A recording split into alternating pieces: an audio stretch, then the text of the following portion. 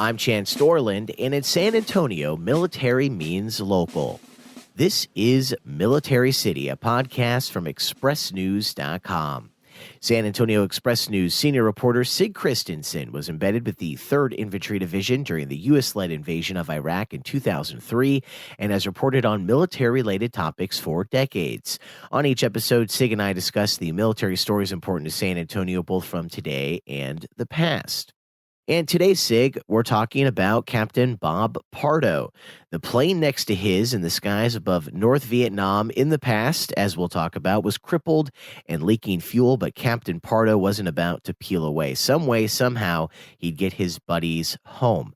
Pardo's bravery made him a legend and almost got him court-martialed. So today, we'll hear 3 clips of your conversation with Captain Bob Pardo about this event in his past. And Sig, let's start with how you first came to know Mr. Pardo and his story. Well, it's a funny thing. We scheduled an interview with him some time back. It seems like it's been a couple of months. We drove down there to College Station, which is about a 3-hour drive from San Antonio, and we met him at a diner there. And I drove up and parked in the parking lot. I noticed a man sitting next to me, sitting in his pickup, smoking a cigarette. And then he smoked another one as I was trying to get myself organized. And I was pretty sure that was Bob Pardo. And it was. He's kind of a tough-looking guy. He's got a no-nonsense attitude about himself. And we sat down and talked, and he just talked about what he did to save his 2 comrades that he was flying with. He was not in any way looking for hero worship. He wasn't looking for an attaboy. And honestly, he wasn't looking for a medal. What he was trying to do was save these 2 guys after they had gotten so badly shot up over North Vietnam that their F-4 was down to 2,000 pounds of fuel. 2,000 pounds of fuel wasn't enough to get to the aerial tanker for a refuel. 2,000 pounds of fuel meant they were going to have to bail out over North Vietnam. And there were only 2 possibilities. You either get captured by civilians who kill you, or you get captured by some kind of militia or Viet Cong, North Vietnamese army, something a little bit more formal than just a farmer with a pitchfork. And you spend the rest of your time in Vietnam in prison, and you get tortured. And you live a really, really bad life. And maybe you don't even survive it, because people did not. Pardo didn't have any doubt about what he did. He knew he was going to do this out of the sheer sense of brotherhood that he had with these 2 pilots. And he does it to save their lives. And he doesn't care about the airplanes. He doesn't care how much they cost. Doesn't care about any of that. It's about the saving of human life, the saving of his brothers in arms. And that's what we write about in this story. But what's really fascinating is that what he did was ingenious, and nobody in that war had done it. And it had only been done once before by a pilot who became a legend himself. His name is Robbie Reisner. He was the commander of the Hanoi Hilton for quite some time. He was the highest ranking officer in the prisoner of war camp. And Reisner had done it back in the Korean War. And unfortunately, the pilot he tried to save drowned after he bailed out. So this time it had a better ending. So, Sig, before we get to more about that day, March 10th, 1967, when the Pardo push took place, I think it's fair to say it takes a certain type of person to be able to deal with the stress of being a combat pilot. And as you've mentioned, when you pulled up and you saw Captain Pardo smoking a cigarette and you thought, well, this might be the person that I'm interviewing, I think that kind of tells us a little something about his personality. You learned about it that day at that time, and also when you 2 spoke, as well as some of his antics as a younger man Tell me a little bit about that. I had no idea that Pardo and I shared something. He and I both went to the University of Houston. He went to the University of Houston back in the time when it was a brand new university. It was only a few years old. And he said it was called Cullen's Kindergarten. Cullen was a rich Houstonian who is a key founder of the University of Houston. And so Pardo got a scholarship for, of all things, theater, fine arts. He performed in a play. He actually enjoyed it. And the guy who was the professor said, "You're good. I'd like to get you in here and keep you in the school." And that's what happened. So he had an interesting life outside of the school. He liked to play pool, billiards, and he worked with another guy who was something of a pool shark. And they were both really good until they weren't. And then when they weren't, they couldn't win a game to save their lives. And he talked about how they were literally eating orange juice. And he said it sucked. That was actually the two words he said to describe it. He ultimately decided that it was just too difficult to make that work. He didn't have money. He worked 2 other jobs in addition to going to school. And that, by the way, was a pretty typical University of Houston student going over a period of 30, 40 years. That was a commuter university for a long, long time. I certainly was.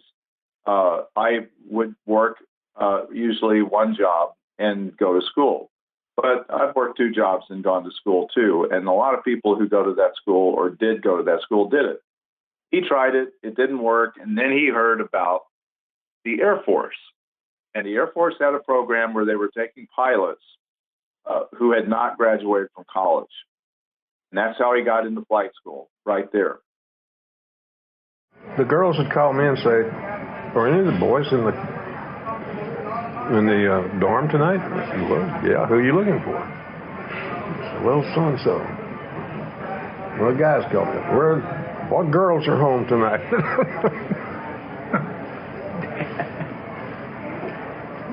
So you were living in a dorm? Did you? Yeah.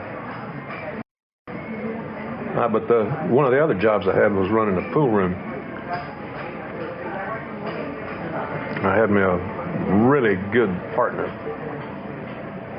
and made a pretty good living shooting pool. Except we both ended up going off our game at the same time, and we didn't eat anything but orange juice for about 3 days. Man, this sucks.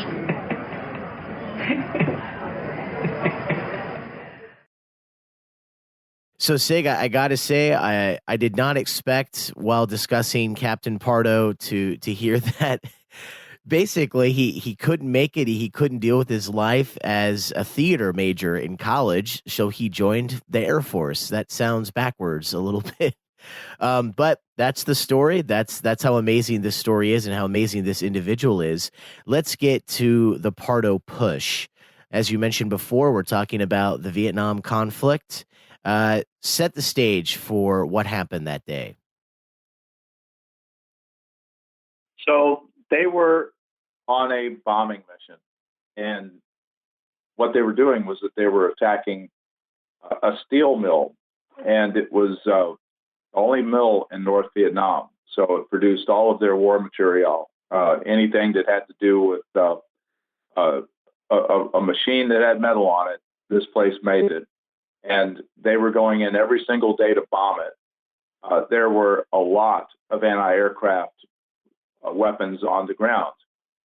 As Pardo explained it, they had about 100 of them down on the ground on the first day, so 100 anti-aircraft batteries.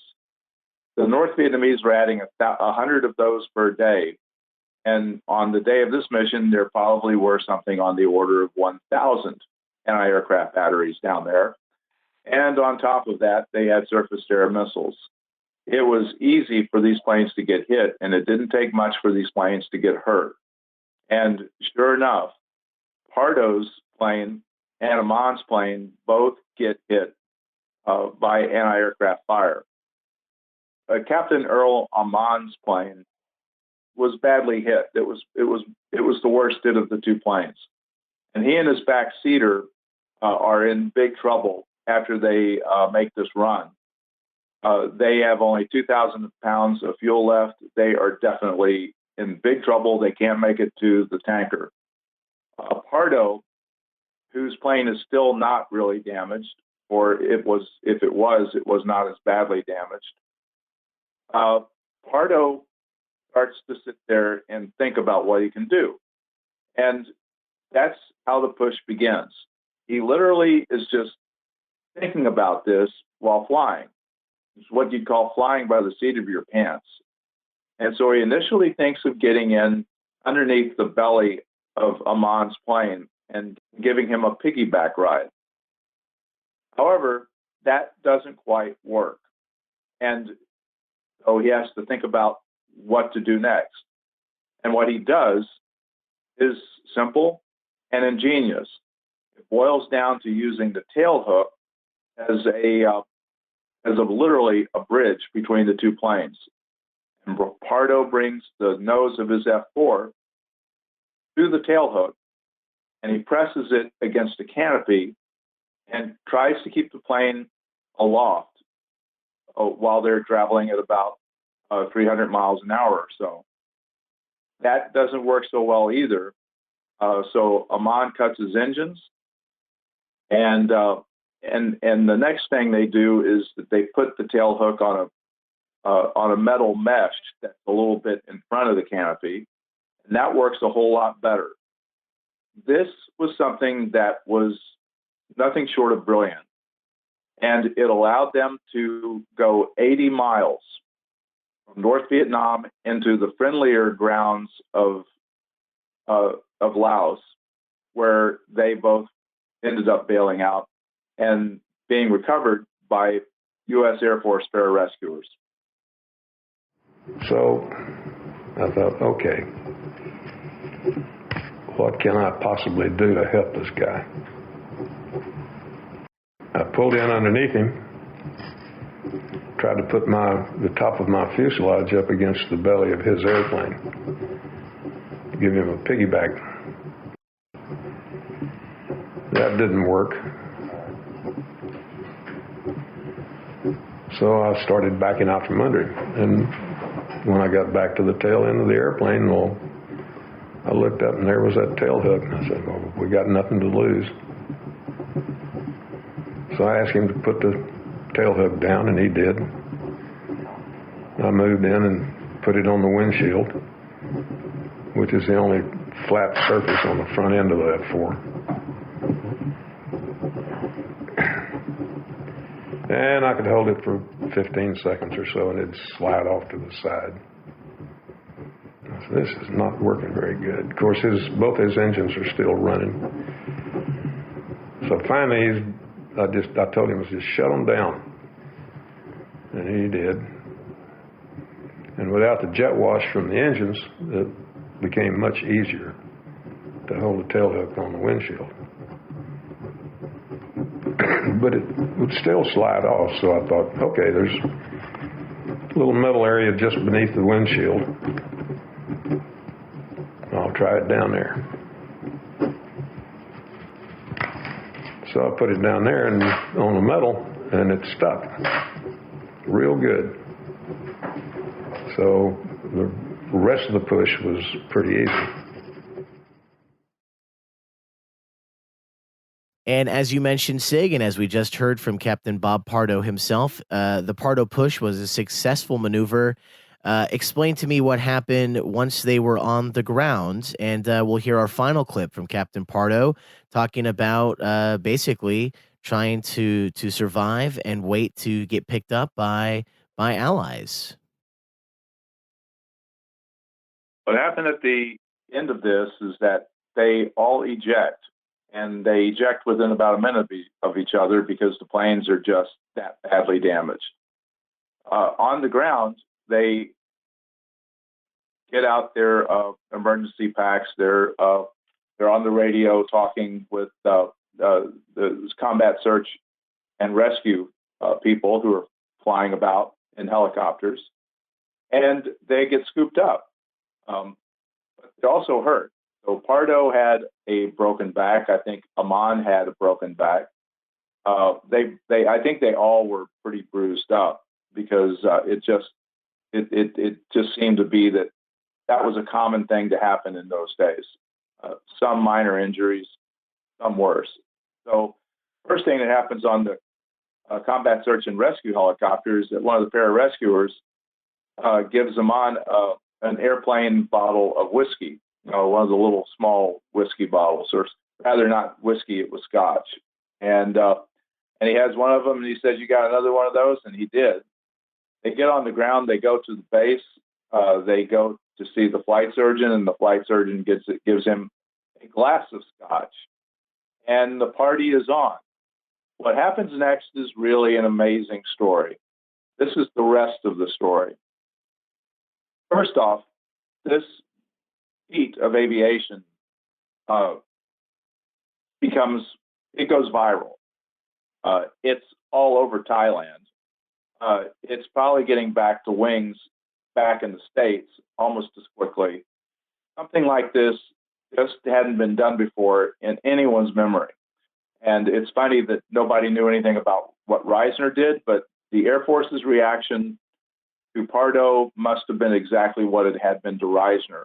Nobody wanted to encourage something like that, so they really kept it quiet. They suppressed it. And the great part about the story is that this is done out of brotherhood, and yet people are automatically talking about Pardo and his backseater, First Lieutenant Steve Wayne, getting a high Air Force medal for this, because what they've done is just a tremendous aviation feat, and it has a whole lot of courage involved in it as well, and not to mention saving someone's life. But there's a general out there. He commands all the air assets in Vietnam. His name is General Momeyer, Spike Momeyer. Now, I have a feeling that he earned the name Spike just by some of the things he did. And in this case, Spike Momeyer wanted to court-martial Bob Pardo. He wanted to court-martial him for ruining a perfectly good airplane. And that set up a conversation that he had with yet another historic figure in Air Force aviation, Colonel Robin Olds, who was the commander. He was Pardo's commander.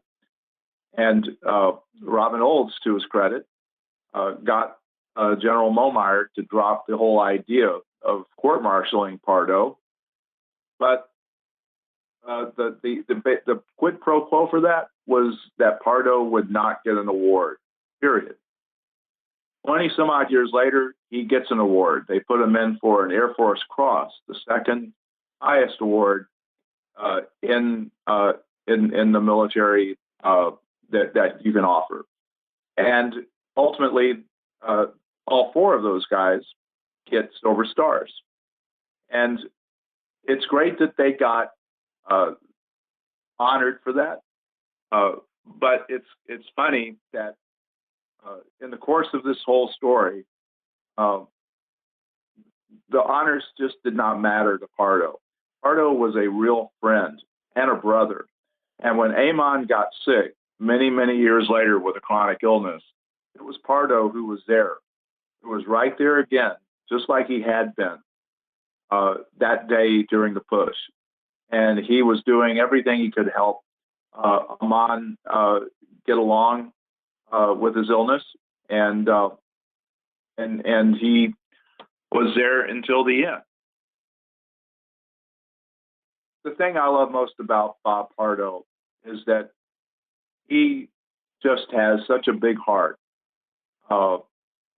He's a man who does things because I guess he believes that what he's doing is the right thing to do. And I'll tell you what he said at the end of the story that I think makes the story worth reading from start to finish. I'm sitting there with him in the interview, and I said, "Do you have a favorite part of this story?" Well, it isn't the Silver Star. It isn't the ingenuity that's involved in the push. An event that's captured in paintings that hang in squadrons in the Air Force, including one here in San Antonio. Though he was thinking of Amon's wife, Lucy. And he said, Lucy may wait. He said, Lucy may tell you she thinks it's wonderful because Earl came home and they got to have 2 sons. That's what Pardo, I think, cares most about in this story. He saved a brother in the air, and that guy comes home and has a family. And he's just a humble and straightforward guy. You know, it's too bad that everybody listening to this podcast and the people reading the story could not meet him, because he's an amazing fellow and a wonderful man. Well, we had pain pills in our survival kit, but who's going to take time to dig those things out? But I got on up the mountain pretty good. Found me a great big tree to hide behind, and wait for the helicopters. Of course, the Airborne Command Post had listened to all of this over the radio, and so they already had rescue troops on the way, helicopters out of Nakhon Phanom, NKP. And they used the A-1Es from their Navy prop airplanes left over from World War II. And they used those to escort the rescue helicopters, because they've got wall-to-wall ammo, bombs, rockets, flares, anything they need. And they can stay on station for about 8 hours. So the number 1 guy races on in ahead of the helicopters, because they have to identify whoever it is on the ground. And this guy's going through a bunch of questions. What was my first dog? And what was my mother's maiden name? And finally he says, what's your birthday? And I said, March 10th. And he said, happy birthday, Bob. And that does it for today's episode of the Military City Podcast, Sig. We heard our 3 clips from Captain Bob Pardo. I want to give you final thoughts before we say goodbye, Sig. Well, my final thoughts really boil down to a couple of things. Bob Pardo does this out of pure desperation. He doesn't know what to do to save these guys. He sits there, he thinks about it, he comes up with an idea off the top of his head, and he's got guts. He just says, I'm going to do it and see what happens. And as crazy as the idea was, it worked. And to tell you how rarely this idea had been done, of course, there's only been one other guy who ever did it. And it was almost the exact same kind of maneuver, and it worked, by the way. So independently of General Reisner's push, Pardo comes up with a really great idea. And then he runs into a buzzsaw when he is facing Spike Momeyer, the general who commands all the air assets in Vietnam. And he's the number 2 commander in Vietnam under Westmoreland. So there's a history with Momeyer. He isn't an easy guy to get along with. In fact, back in World War II, Spike Momeyer commanded the 99th Fighter Squadron, which some people might remember as the Tuskegee Airmen. That's the first all-black fighter unit in the United States Air Force. And he wrote a very critical report about their flying skills that was based on a single mission. And as that went, his report nearly sank the Tuskegee Airmen before they were allowed to fly with an integrated unit improved themselves. There were a number of other people in the Air Force, including General Henry Hap Arnold, who decided that the Tuskegee Air experiment, as it was called, was a failure. And they did that on the basis of Spike Momeyer's report. It turns out, though, that General Marshall decided that they should get another chance to prove themselves, and they sure did. But that's the guy that Bob Pardo runs into in yet another war, 20 some odd years later. And he nearly gets himself court-martialed for saving the life of a brother airman and his backseater. So when you talk to him about it, he's matter of fact. There doesn't seem to be any real anger about it. He has no regrets about what he did, and he thinks the best part of this wasn't the medal, it wasn't the idea, it wasn't the fact that it worked. It was just the fact that Earl Amon and his backseater managed to get out of there alive, and they came home and they lived full lives well past the war in Vietnam. And that's a hell of a great legacy for Bob Pardo.